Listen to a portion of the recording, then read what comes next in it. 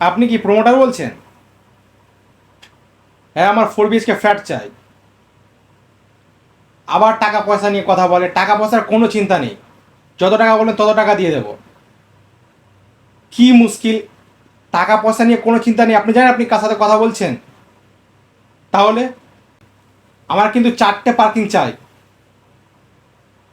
2টো parking, আর বাকি 2টো গাড়ি আমি কোথায় রাখবো? কি সমস্যা! আচ্ছা ঠিক আছে, আমি যাচ্ছি আপনার সাথে কথা বলতে রিক্সাতে করে, ওই 20-25 বছর পর। কে বোকা? আপনি গালাগালি কাকে দিচ্ছেন? মানে আপনি জানেন কার সাথে কথা বলছেন?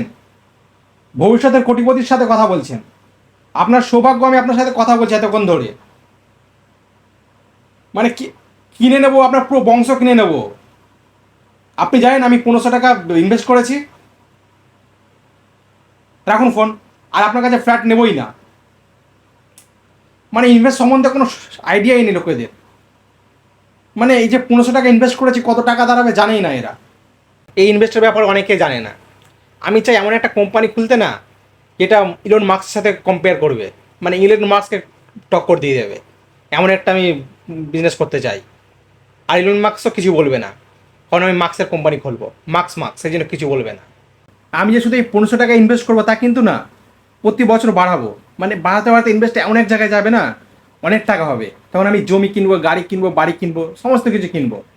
তাই বলছি তুই আগের থেকে জমি জমা কিনে নে, কারণ 20 বছর থেকে আর পাবি না, কারণ সব জমি তো আমি কিনে নেবো। তোর কাছে আইফোন নেই না? চিন্তা করিস না, তো দাদা আছে তো, 25 বছর পর কিনে দেবো আইফোন। এই ভদ্রভাবে কথা বলবি, তোর পুরো বংশ কিনে নেবো। 1500 টাকা ইনভেস্ট করেছি।